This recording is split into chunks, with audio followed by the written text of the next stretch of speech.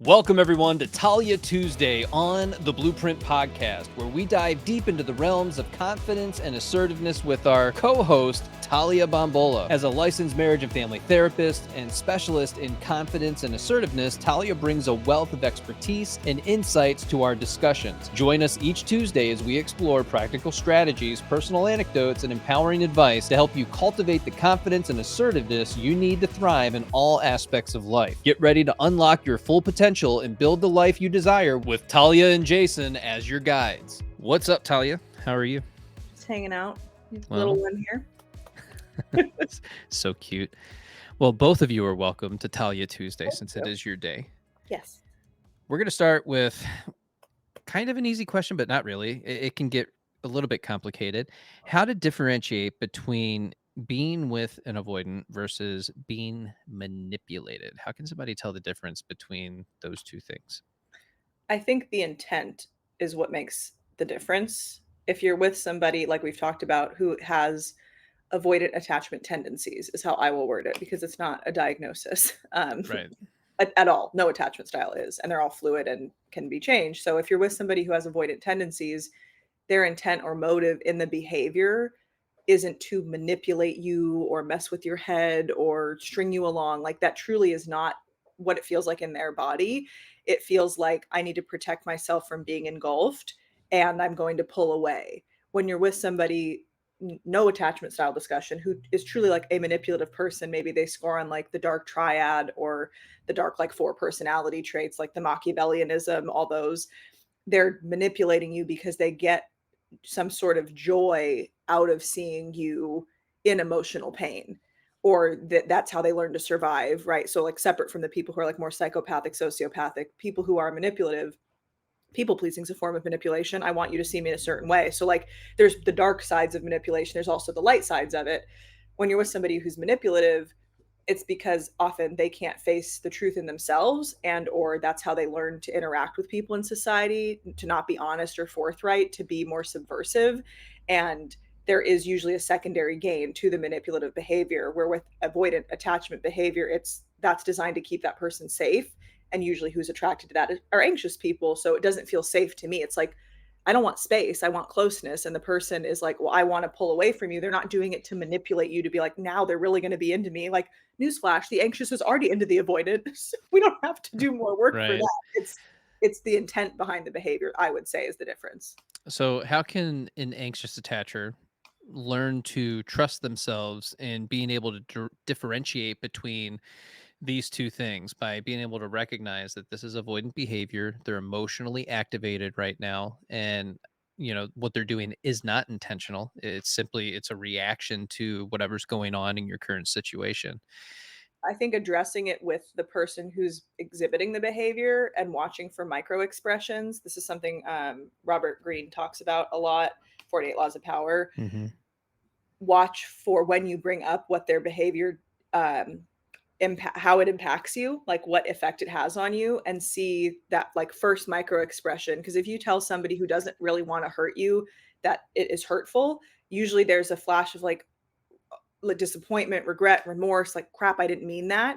Whereas if you tell somebody who's manipulative, there's usually kind of like a little smirk. Like if you talk to Yeah. somebody and you didn't want them to get the job and they told you they didn't, and as much as you try to hide it internally, some people are like, oh, I'm so sorry, right? Like keep an eye out for that first micro expression, because an avoidant may be more flat affect. They may emote and be like, "Oh, I totally get where you're coming from," because to them, they're not doing the behavior you're describing in a mean way. So they're like, "What of it?" They're not denying it. People who are manipulative are more likely to overdo it and be like, "Oh, I would never do that. What are you talking?" Like trying to gaslight you basically. Yeah, there's that bit of envy that comes out, and if you're not paying attention close enough, you'll miss it.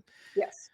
True. But that smirk is definitely that sign. And if you're the type of person that gets joy out of someone else's pain Yeah. or circumstances, you really need to go inside and figure that out in yourself, because you can't escape that. You're giving yourself this life experience through that desire to see someone else in pain, and you're going to get that tenfold come back to you, because that's how you operate in the world. That's how you relate Yeah. to other people.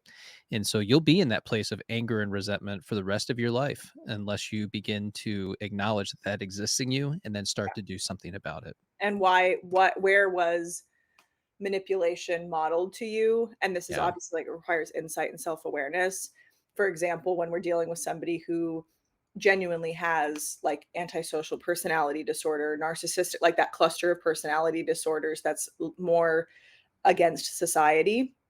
Um, when you're talking to somebody who has a true personality disorder that involves manipulative behavior, they will not see the impact on the other person. They will not have empathy for that person. Right. They will not understand that's wrong, whether that's morally or societally wrong to do.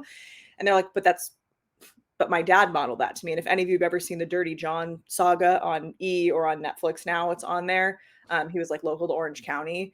They get a flashback to his childhood, and his dad would like make him eat glass in a restaurant to get a meal for free, like very, again, sociopathic. That can be learned behavior too. So be mindful if you are this person and you're like, oh my gosh, like you have to take a look at your family of origin too and be like, where did I learn this? Some people don't learn it from their families, but some people do learn to be manipulative or people pleasers because they usually are parent pleasers first Right. from their family. So it depends on the kind of manipulation. I would want to know more from this person. Like, what are they seeing that's manipulative?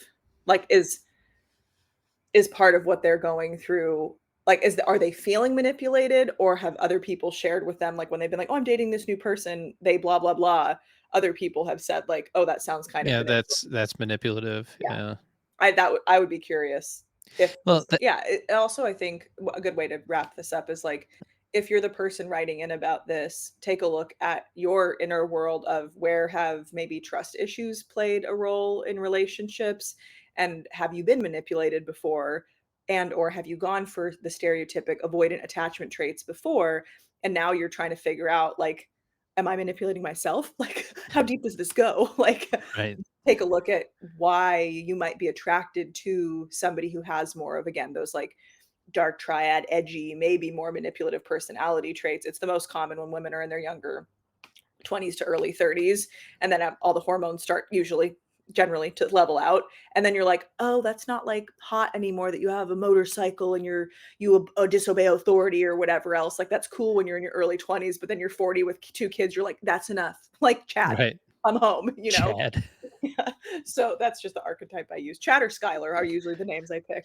Nice. Uh, Those are good names. yeah. So Appropriate. take a look at yourself. If you are used to being manipulated, where are you not setting boundaries, and where are you afraid that somebody's not going to like you if you are your true self, because that makes you more susceptible to being manipulated. If it is genuine manipulation, and if you are anxious and not working on it, it makes you more susceptible to like the avoidant because you want to like close the gap and reach homeostasis. So that would be my advice for this person. Yeah. To go inward, to figure out yourself, learn to trust and lean into your own discernment Yes. and observations in the world around you to make the determination, is this manipulation or is it just somebody who is emotionally dysregulated because of their attachment style? Yes, exactly. Thank you all for tuning in to today's episode of Talia Tuesday on the Blueprint Podcast with Talia Bombola. Remember, building confidence, self-love, and assertiveness is a journey, and each step you take brings you closer to your goals. Be sure to subscribe to the podcast for more insightful conversations and practical tips to support your personal growth, and head over to my Stand store to sign up for the 21-day self-love challenge. On sale now, and you can also drop a question for Talia and I for the podcast. Until next time, keep embracing your strengths, asserting your boundaries, and living authentically. Take care, and we'll see you next Tuesday on the Blueprint Podcast.